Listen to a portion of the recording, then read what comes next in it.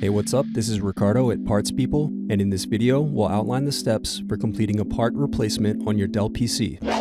Visit our website and use this coupon for a 5% off discount.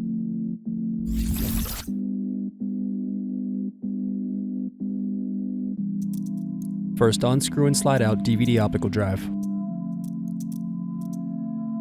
Then unscrew and remove bottom base.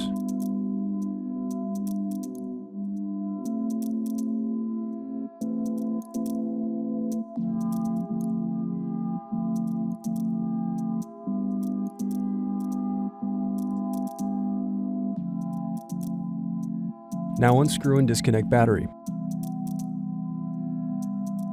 Now use thin object to pry apart and remove CMOS battery.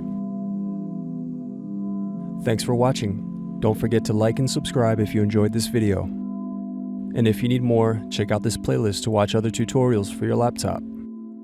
You can also click here to find parts for your laptop at partspeople.com.